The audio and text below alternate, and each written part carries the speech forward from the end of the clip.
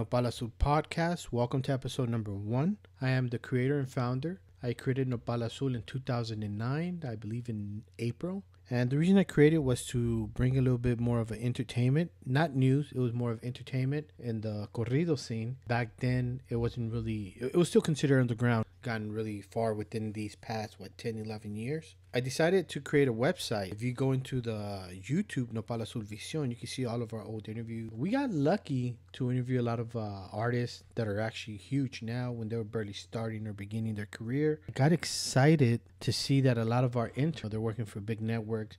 And I have a few that are actually interning with big networks, so I'm very proud of them. We decided to go podcast because that was the way to go. We're returning with Bellas. For Bellas, we still have Yadira Elias. We're still looking for a co-host for her. Requirements are, we're looking for a female from the ages of 18 to 24. And you must be a college student, either taking classes in journalism or even as a writer. And the reason we ask for that is because when someone actually tries to take this serious, they go to the other extent, which is taking college courses. So that's the requirement, the age, and make sure they're taking college courses.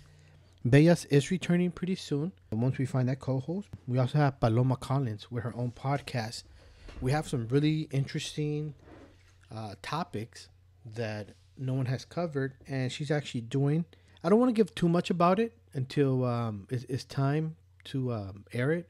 Or maybe before that, we'll bring her into this podcast and she can tell us about it. But I'm very excited. Topics that you don't hear people talk about. And also, we have Cindy Rivera. Cindy Rivera, you might remember her. She started with Nopal Azul, and then she took a break, and then she was helping out with Bellas. And now what she's doing is her very own blogs. So I'm excited about that. As many of you guys know, Cindy's a professional makeup artist. So, she's going to be blogging about her personal life, her life as a professional, her life as a student, because she's still going. If I'm not mistaken, I believe she attends USC at the moment. She still does her makeup, so that sounds very interesting. So I created Nopal Azul Podcast Network, and we're going to air different vlogs and podcasts through our networks. All of our social media va a ser Nopal Azul or Nopal Azul Vision.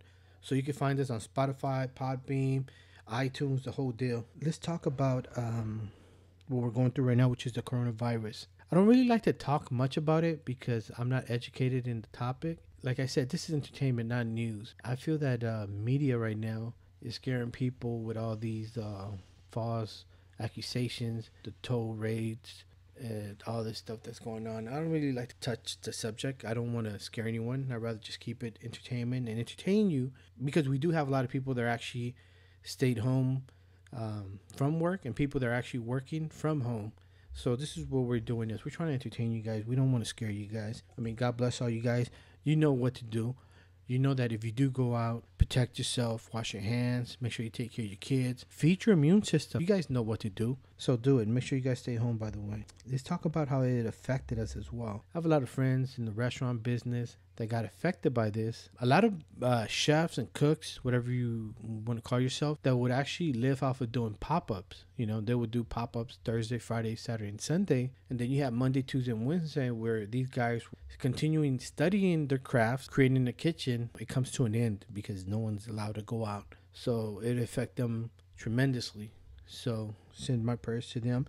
And just keep in mind that everything will get back to normal. Take this time to study, to learn your craft, to create new craft. And when it's time for you to come out, you're going to come out stronger. You're still going to win. What's going on with movies? I know Netflix, Hulu, and all these different apps are killing it, especially Netflix, movies, we all know that ya tiene tiempo que they've been focusing on the Latino market. One of my favorite shows is Vida. I know the third and final season is approaching, I believe in late April. So I'm excited about that. Gentified, another show. That one I like because it's more authentic. People can identify themselves to it. And there was another show, I forgot what it was. It was like not Party of Five, I believe. They recreated, but with the Latino cast, of course, to get the Latino audience. I don't know. It was just a little too... I don't want to say it was whitewashed because it wasn't whitewashed. It just wasn't Mexican where people could identify. And we have to keep in mind that there's different kind of Mexicans. There's first generation, there's second generation, third generation that are born here. So their lives are totally different. It's hard to compare. And it's sad that we tend to say, oh, that's not too Mexican or whatever it is. For me, being first generation, that was just a little too off for me. And Hulu también que está... There's a bunch of good shows. Demand. I just seen a show called Scheme. I believe that's the name of it. Scheme. I don't want to give it away. How the Fed set up black kid to do or mess around with like college basketball. He somewhat fell for it, but he didn't want to admit to it. But I don't want to give too much. It's very interesting to watch that. ¿Qué más? I know what's his name. Matthew Madison, I think. He has his own show on YouTube, which is interesting with producer Benny Blanco. Oh, by the way, the rapper Dicky has a show on FXX called Dave. That's pretty interesting. I love that show. I guess I feel like that's the modern Entourage show. If you guys remember the show from HBO called Entourage, I feel Dave is an updated version because he deals with day-to-day artists or like artistas del momento. With music in the Latino regional, I believe I'm saying it right, regional.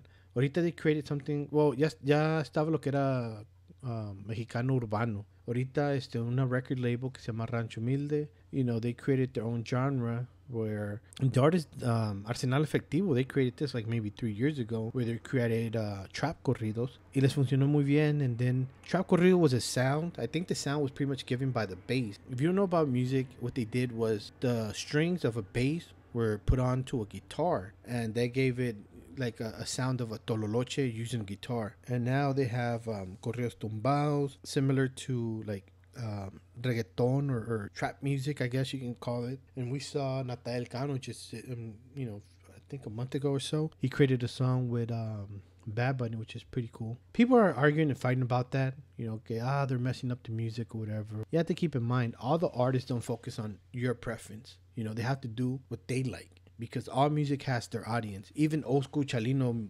sound. Last year they created something called Recuerdos de Corridos or something, and all those artists that were in that genre were doing a tour, which was still, they were still making money. The artist doesn't wake up and say, hey, let me figure out what this guy wants today. No, they don't. They do what they like. All artists have their own audience, so it is what it is. So speaking about music, they have that new sound, and then we have new artists, young artists that are going back to the old sound. Afinarte is doing an amazing job with their music, which is young artists going back to old school, old music, and they copy the vestuarios from like the late 80s, early 90s. And we have the group como Los Dos Carnales, which are one of my favorites at the moment. If you look at them physically, they're actually going for I don't want to say a hipster look, but they're all tatted down, big mustache, but then they go with the vestuario, which is old. Because of the old music, they're getting both generation, the older and the younger, so that's pretty cool. Again, music is not made for you. Music is made for the universe.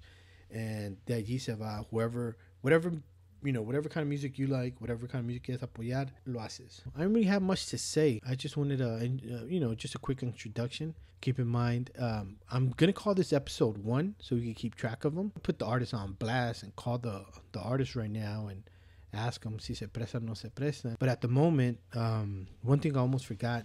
I created a production company that's ran by my son. He's in charge of the sound and the video. We're just doing just audio. My son's in charge of it, and I'm really proud of him. 15-year-old, and he's doing this. Like I told him, once it comes to you being 16 and having to get a job, your resume is already full. So it's a start. Before I let you guys go, keep in mind the kids are, they're having it rough. School is out for them. My son being the only child, it's hard for him because he's home, and school was exciting for him because he was able to go out, with his friends and interact. Yorita being home, it takes a toll on them.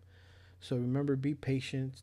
Be patient with everyone because everyone's having it rough right now. We all have that one friend that we knew was going through a rough time or a hard time or whatever. Make sure you call them and check up on them, and call your loved ones too. Make sure everybody's good. So with this message, thank you guys for listening to this. Love you all, and this is episode 1. It's Molis.